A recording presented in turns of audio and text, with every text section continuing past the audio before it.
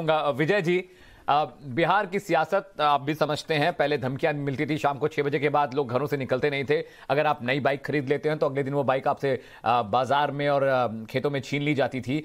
अब जिस तरह की सियासत बिहार में शुरू हुई है, जेडीयू के आने के बाद, बीजेपी के वहां पे आने के बाद, 2 सीटों पर जो उपचुनाव हो रहे हैं, आप किस तरह से देखते हैं? आपको क्या लगता है, क्या लालू मैजिक अभी भी काम करेगा बिहार में? देखिए, कोई भी पार्टी हो, मैजिक तो जनता का ही काम करता है। जनता जिसके ऊपर अपना विश्वास जताती है तो उनकी नीतियों से प्रभावित होती है, तभी जताती है। अब ये इन पार्टियों को साबित करना है। जहां तक कांग्रेस की बात है तो मैं कांग्रेस की ही बात करूंगा जी। पार्टी ने अपने सिद्धांतों को कभी नहीं खोया, चाहे हमें सत्ता खोनी पड़ी, चाहे राष्ट्रीय मुद्दों की बात हो, चाहे प्रदेश के मुद्दों की बात हो। बिहार में लालू जी अगर हम पर कोई दबाव बनाना चाहते हैं तो उनकी कोई राजनीति सफल नहीं होगी। कांग्रेस पार्टी अपने दमखम के साथ, चाहे बिहार का चुनाव है, चाहे उत्तर प्रदेश का चुनाव है, या किसी भी प्रदेश का चुनाव है, वहां हम किसी से पीछे नहीं रहेंगे। राहुल गांधी जी की अगली रणनीति यही है कि अपने दम पर हर राज्य को एंड करना है। जो हमारे कार्यकर्ता बिखर गए थे उन्हें वापस उनकी घर वापसी भी होगी। विजय कौशिक जी, देखिए, मैं ईमानदारी से कहूंगा कि इतना भोला जवाब डिस्कशंस में बहुत कम देखने के लिए मिलता है, जो जवाब आपने अभी दिया है कांग्रेस को लेकर के। मुझे बताइए कि अगर आप अपने सिद्धांतों पर ही रहेंगे, सिर्फ जनता ये फैसला करती है, कांग्रेस की कहीं चर्चा क्यों नहीं हो रही है? देखिए, कांग्रेस की चर्चा आपको लगता है कि नहीं हो रही, आम जनता में चर्चा है। उत्तर प्रदेश के अंदर देखिए कि हमारी पार्टी अच्छा, उपचुनाव नहीं, उत्तर प्रदेश नहीं सर, मैं उपचुनाव के पहले बात कर लेते हैं, फिर आगामी जो 5 राज्यों में विधानसभा चुनाव उनकी बात भी कर लेंगे।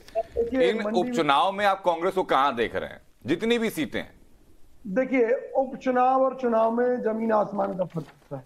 पहले तो मैं आपको ये स्पष्ट कर दूं, उपचुनाव के दूसरे मुद्दे होते हैं। कई बार जनता ये सोचती है कि जिस पार्टी की सरकार स्टेट में है उसी के कैंडिडेट को जिताया जाए। कई बार भावनाएं हो जाती हैं कि काम लेने हैं जनता को। वाले से रिएक्शन लेना चाहूंगा, माफी चाहता हूं आपको। सिद्धांत की लड़ाई है भाई, विजय जी जवाब दीजिए शहजाद का। विजय जी जवाब दीजिए। मैं तो स्पष्ट रूप से एक चीज कहना चाहता हूं, शहजाद पूनावाला भाई कुंठित हैं किसी बात से, ये इनकी अपनी व्यक्तिगत सोच है, लेकिन कांग्रेस पार्टी की नीतियां। शहजाद किस बात को लेकर के कांग्रेस से अलग हुए थे सर, ये कोई छुपी हुई बात नहीं है, वो सबको पता है। तो उनकी अपनी कुंठा है ना, वो स्वीकार कर रहे हैं, आप भी और वो भी स्वीकार कर रहे हैं। महात्मा गांधी जी ने इस देश में आजादी की लड़ाई शुरू की थी, तो अपने सिद्धांत हो गए हैं, सभी कुंठित हैं।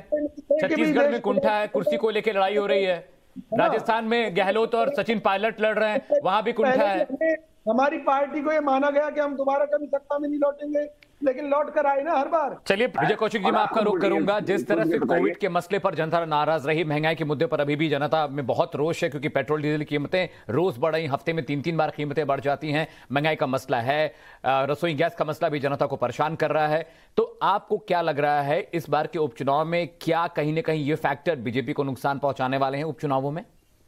देखिए, मैं उपचुनाव की बात नहीं करता। कारण ये है कि जनता जोर का झटका धीरे से देने में विश्वास रखती है। बहुत जोर का झटका बीजेपी को लगेगा, इसमें कोई शक नहीं है, क्योंकि इससे पहले अटल बिहारी वाजपेयी सरकार ने भी इंडिया शाइनिंग का नारा दिया था, लेकिन जनता ने उनका क्या हाल किया था, वो भी बड़े सौपन में थे।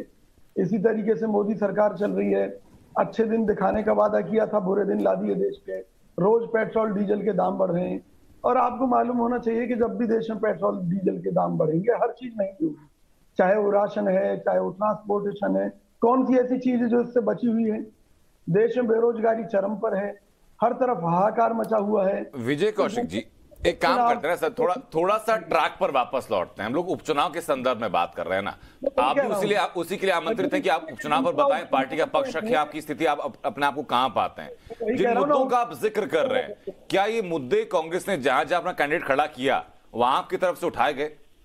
बिल्कुल उठाए गए। मुझे बताइए जरा कि कहां आपने इसकी बात की। तो ना, उपचुनाव में जो लोग हैं वो अपने वर्तमान के स्वार्थ को देखते हैं। कई बार वो ये सोचते हैं कि भाई मान लीजिए फला राज्य में बीजेपी की सरकार है, तो वहां अगर बीजेपी का कैंडिडेट जीतेगा तो काम ज्यादा होंगे, उन्हें इस तरह का लालच दिया जाता है वहां की गवर्नमेंट द्वारा।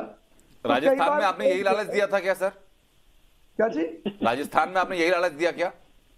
एक बड़ी सीधी सी बात है राजनीति में, अगर हमारी सरकार राजस्थान में है और वहां हम कोई उपचुनाव लड़ रहे हैं तो हम वहां की जनता को भरोसा दिलाएंगे ना कि हाँ और अच्छा, मतलब